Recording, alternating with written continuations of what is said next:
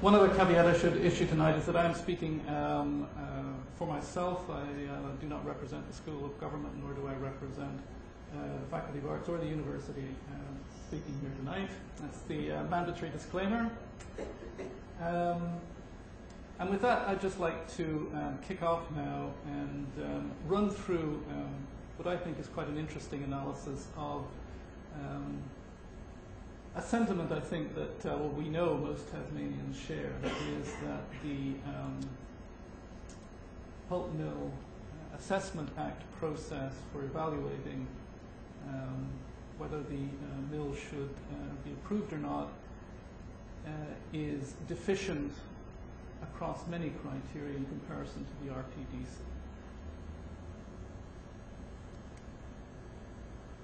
Okay, well, this is a public lecture, so I am going to lecture. For those of you, it may be a bit torturous, but I hope the PowerPoint presentation will assist in any event. What I want to do is, first of all, talk about good environmental governance, which is a complex concept and not intuitively obvious. And then I want to run through quite quickly, but not too quickly, a history of the pulp mill assessment processes, because the history is actually critical in some sense as to what we make of it and to the arguments that surround it. I'm then going to compare the RPDC process with the Pulp Mill Assessment Act process across 8 criteria of good governance, which come out of the theoretical literature discussed at the outset.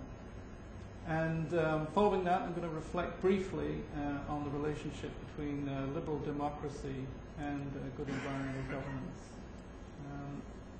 Basically, it appears from this analysis that the two are in conflict, whereas in fact I think the two should be mutually supportive. Okay, well, some of you will be very familiar with the literature on government and governance, but for those that aren't, I do want to spend a little bit of time on the distinction. I want to focus on governance and the environment and on normative conceptions of the good, because clearly a framework of good environmental governance is a normative framework.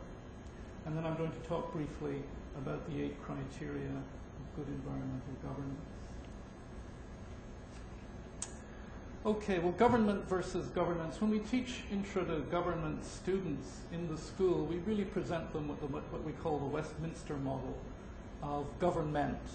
And this is the classic view of liberal democracy, in a sense, which stresses the hierarchical relationship between the people on the one hand and, if you like, executive government and parliament on the other. Government in this kind of model tends to view ministers as having almost autocratic responsibility and authority over policy making. But those who actually study how policy gets made, if you like, look at the inner workings of a sausage factory, have a very different view of the nature of governing. And so the focus in recent years has switched really from formal analysis of the Westminster model, which really doesn't tell you much about what's going on, to a kind of more pragmatic analysis of governing and to the process of governance. Now, governance simply involves a lot more actors than government. It doesn't mean government isn't there, but it draws our attention to a whole range of other actors. You wouldn't be surprised: business, civil society groups, indigenous peoples groups, communities. All of these are involved in the process of steering and coordinating social action. The importance of this is that it opens us up to understanding that if we are going to steer and coordinate society towards sustainability, we're going to have to free ourselves, I think, from the Westminster model and recognize that we need a more cooperative approach to managing our affairs. And so we need to switch from narrowly focusing on government towards focusing on governance and bring in these other actors, well, they're being brought in anyway in the form of public-private partnerships, professional regulation models, certification, codes of conduct, etc. These are all the new governing arrangements that have emerged in the past couple of decades as the state itself has retreated from the act of government under neoliberal ideologies.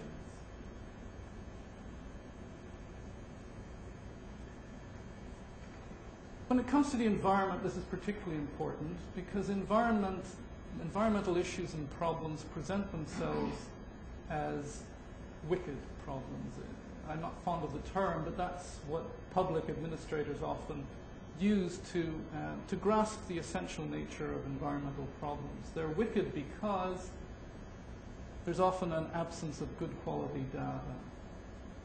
There's often an absence of good causal models of how what we do is affecting the environment. The consequences of our actions in relation to the environment can be dramatic and, of course, extend into the future. It's not just ourselves that are affected. And perhaps most problematic of all, they can be irreversible. You can get system perturbations which you cannot undo. You cannot go back, and we may well be living one of those through climate change at the moment. So interventions and non-interventions can have significant effects and also, finally, significant distributional effects. It matters enormously whether we put a piece of land into a reserve or whether we decide that it should, in fact, contribute to the wood supply.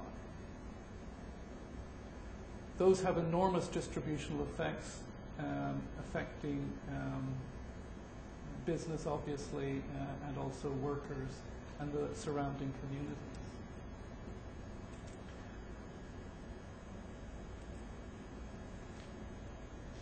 So governance then brings in other actors, and it's particularly important for resolving environmental problems because they're wicked problems that are very complex and difficult to deal with. I've titled this lecture Good Environmental Governance because it seems to me that we need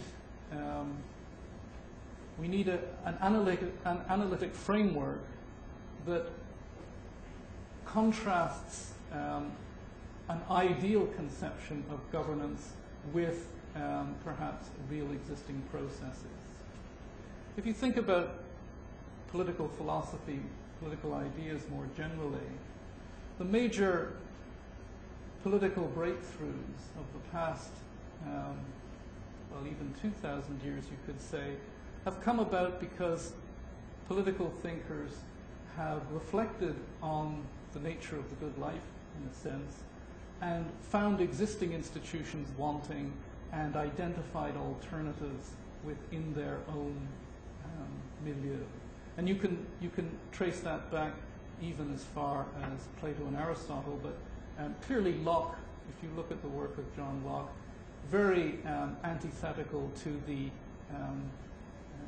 monarchical state of his time. Smith taking on the pamphleteers that were grouped together under the mercantilist regime, and Marx obviously railing against the injustices of what he termed capitalism. This is a normative stance then in relation to the society in which they're observing, and it's not necessarily a Marxist or a liberal problem. Locke is the founder of liberalism, as is Smith in a sense in relation to the market.